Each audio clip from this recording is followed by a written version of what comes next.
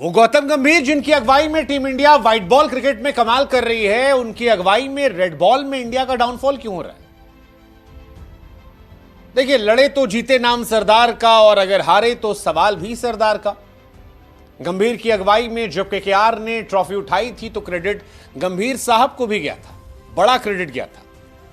लेकिन अब सवाल यह है कि जब टेस्ट क्रिकेट में 11 में से केवल 3 मैच हमने जीते और 7 मैच गंभीर की अगुवाई में हार लिए, तो फिर सवाल तो उठेगा कि गंभीर साहब जिसको मर्जी होता है कोच बनाते हैं, जिसको मर्जी होता है जब चाहे तो निकाल देते हैं, टीम में अंशुल कंबोज को नहीं रखते हैं, किसी और को रख लेते हैं, मर्जी पूरी चला रहे। लेकिन मर्जी चलाई जाए अच्छी बात है, लेकिन उसके साथ रिजल्ट भी जरूरी है। और इंडिया को जब ऐतिहासिक हार मिली,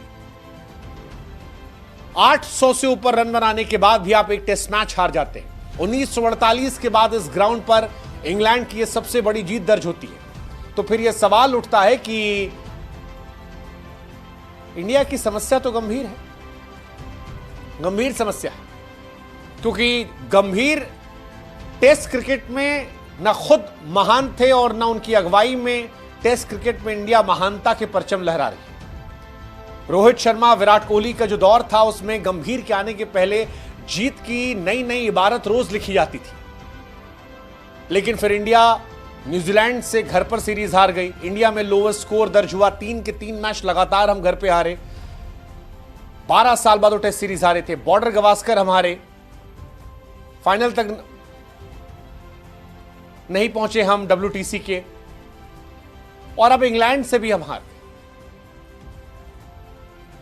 और यह सब तब है जब गंभीर साहब को पूरी मनमर्जी चलाने का मौका मिला। जिसे मर्जी किया टीम से निकलवा दिया, जिसे मर्जी किया उसे खिलाया। लेकिन अगर गड़बड़ी हुई है तो फिर सवाल तो उठेंगे, कोई ना कोई तो जिम्मेदार होगा, और सबसे बड़ी जिम्मेदारी कप्तान और कोच की होती है। कप्तान क्योंकि नया है, ऐसे में सवाल कोच से होगा, वो कोच जो पावरफुल है। अभिषेक नायर को उन्होंने टीम से निकलवा दिया था। ये कहा गया कि इंडिया की जो हार है उनकी वजह से रही।